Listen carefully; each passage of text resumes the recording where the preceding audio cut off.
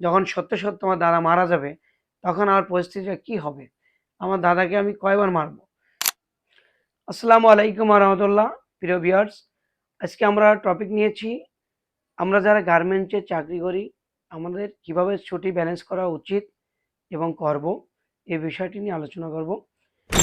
গার্মেন্টসে যারা আমরা চাকরি করি আমাদের ছুটি অবশ্যই ব্যালেন্স করা উচিত। ব্যালেন্স কিভাবে করব? মনে করেন আমি যদি মনে করি আমার এবছরের ছুটি রয়ে গেছে, তাহলে আমাকে ছুটি কাটাতে হবে। এই চিন্তা ভাবনা আমাদের করা কখনোই উচিত না। কারণ আমি এই বছরের ছুটি কাটালাম, পরের বছরের ছুটি কাটাবো, তার এমনও হতে পারে আমার এক বছরে এই বছরের ভিতরে আমাকে ৪ বার ছুটি নেওয়া লাগতে পারে। কারণ বিপদ আপদ কারুর জেনে বলে কয়ে আসে না।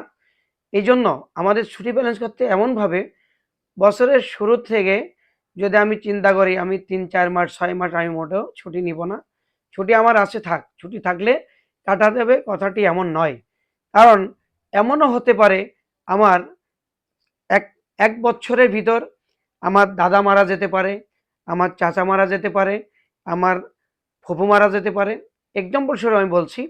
কারণ আমি যদি আমি ছুটি পাবো বলেই না নিলাম, তাহলে সিনিয়র ম্যানেজমেন্ট আমার উপর সুদৃষ্টি থাকবে যে না ও তো কখনো ছুটি নেয় না। তাহলে এই মাসের ভিতর ১ মাসের ভিতর যেহেতু বিপদ তাকে ছুটি দিতে হবে। অনেক সময় দেখা যায় আমরা সত্য মিথ্যা বলে ছুটি নিয়ে থাকি। দাদা মারা গেছে, নানা মারা গেছে।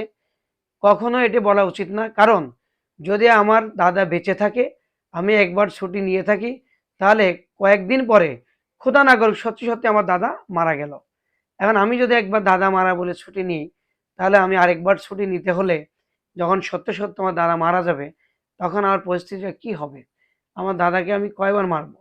এবং ছুটি নিতে তখন সত্যটার ক্ষেত্রে আমি আর ছুটির কথা বলতেই পারবো না। সুতরাং আমাদের ছুটি ব্যালেন্স করা উচিত। আমি ১ বছরের ভিতর ছুটি আমার লাগে না, আমি নিব না।